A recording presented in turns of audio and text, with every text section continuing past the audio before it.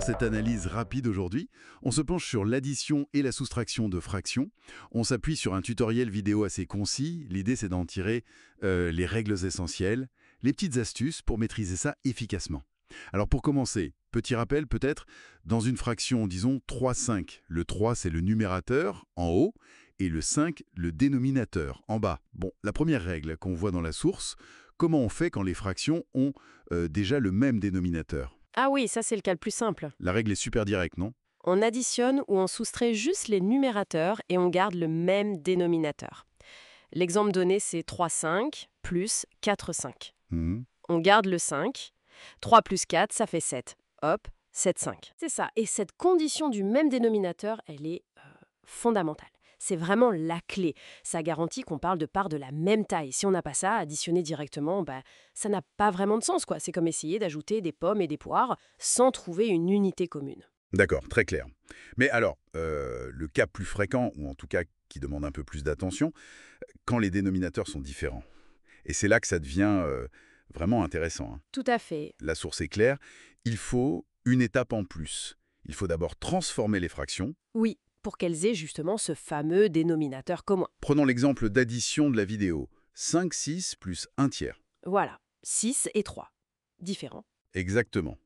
Le tuto montre qu'on transforme 1/3, ça devient 2/6, pour être sur le même dénominateur que l'autre. Mhm. Et donc l'opération devient 56 plus 26.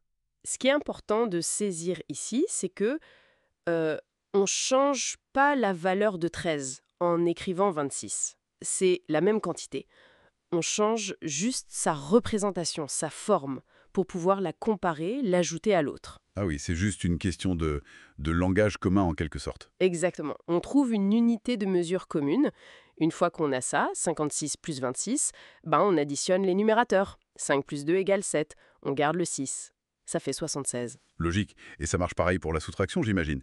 L'exemple dans la source, c'est 56, 112. Même principe. Dénominateur différent, 6 et 12, donc il faut mettre 56 sur 12. C'est ça. La vidéo nous dit que ça donne 10, 12. Oui, parce que pour passer de 6 à 2, on multiplie par 2. Donc on fait pareil en haut. 5 fois 2, ça fait 10.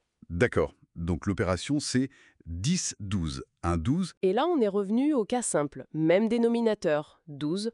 On fait 10, 1. Ça fait 9. Voilà, 9 douzièmes. Mais attention, Ah. ce résultat, 9 douzièmes, il faut se poser une question et la source insiste bien dessus.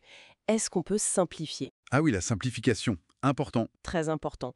9 et 12, ils sont tous les deux dans quelle table de multiplication? La table de 3. Exactement.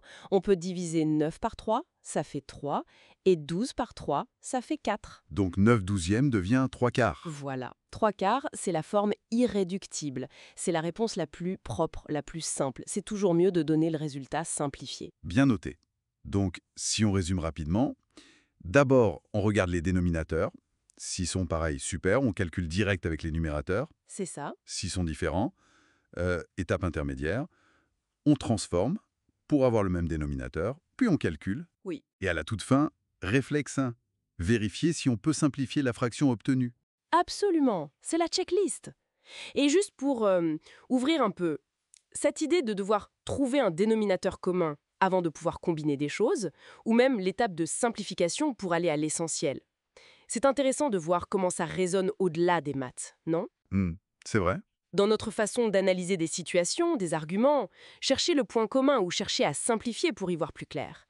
Peut-être une petite piste de réflexion à garder en tête, qui va au-delà des chiffres.